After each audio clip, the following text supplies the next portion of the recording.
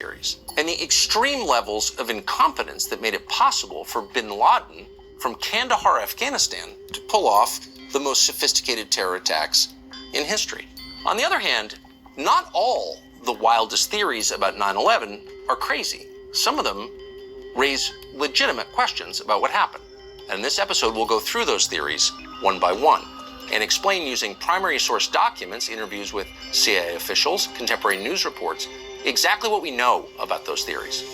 The North Tower of the World Trade Center collapsed at 10:28 a.m. on the morning of 9/11, and when it did, burning debris fell and damaged several of the buildings around it, including a building called World Trade Center Building Number 7. It was a 47-story steel frame high-rise located about a football field's length away on the other side of Vesey Street. Interestingly, there was a building between the North Tower and Building 7. That building did not collapse. The collapse of Building 7 is completely unaddressed in the 9/11 Commission report. 577 pages, but no explanation as to why Building 7 fell. And that provoked very obvious questions. People have been talking about it for the last 24 years. And if you watch some of these pieces, you can actually see them turning to dust before they hit the ground. A steel building doesn't fall into its own footprint because the plane hit another building a couple hundred yards away. I did not say plane.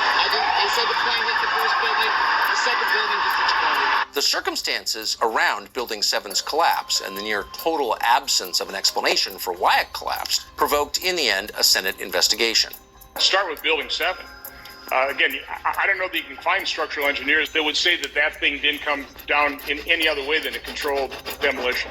Building 7 had a pretty amazing list of tenants. They included, ironically, the New York City Office of Emergency Management. That would be the agency responsible for responding to the 9/11 attacks.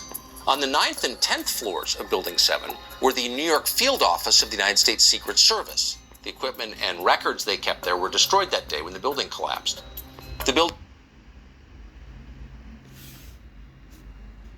was doing there. Building 7 was one of just 3 buildings that collapsed that day. The collapse of the other 2, the Twin Towers, got extensive coverage in the 9/11 report, of course. But Building 7 was almost entirely ignored.